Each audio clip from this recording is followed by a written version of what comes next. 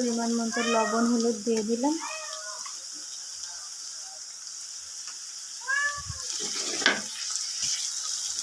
লবণ হলুদ, তারপর এই যে এখানে একটা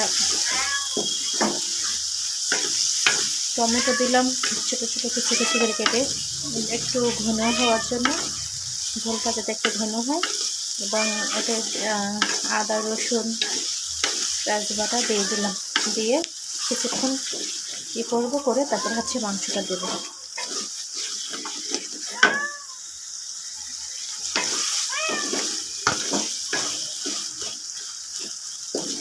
জাস্ট একটা টমেটো দিলাম, এতে আপনার ঝোলটা একটু ঘন হবে।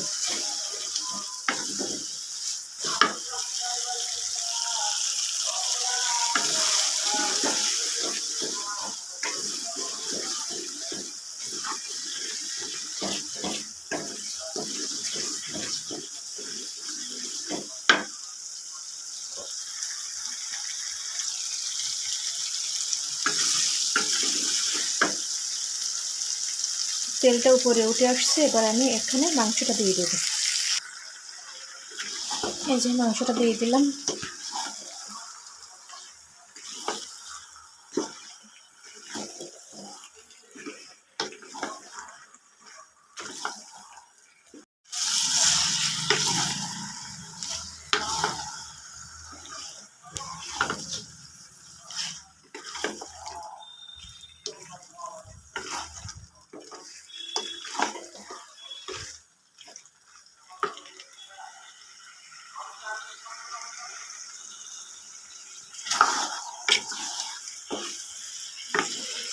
আমি একটু ঝালের পরিমাণ কম দিয়েছি, কারণ আমি এখানে একটু কাঁচামরিচও ব্যবহার করবো, এই জন্য শুকনোটা একটু কম করে দিয়েছি।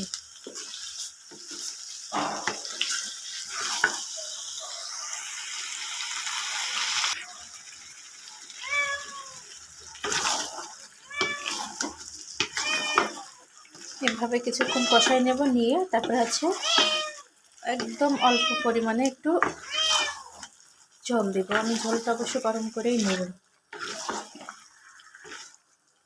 আপনারা এখানে ঝোলটা গরম পানি ব্যবহার করবেন, কেননা ঠান্ডা পানি দিলে টেস্ট নষ্ট হয়ে যায়।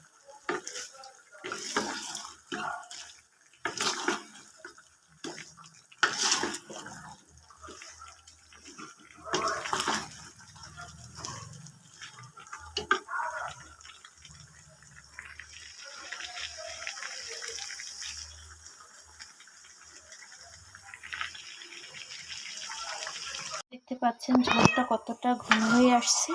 এই যে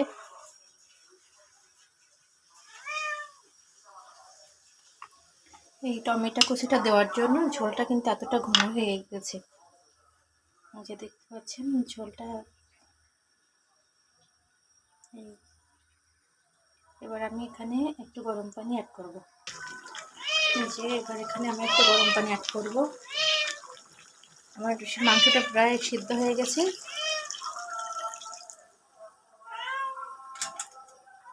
পানিটা দিয়ে আমি এটা এবার ঢাকনা দিয়ে আস্তে আস্তে লো হিটে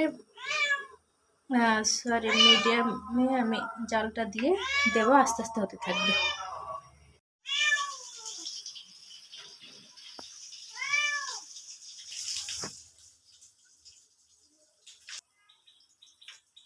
যে আমার রান্না শেষ।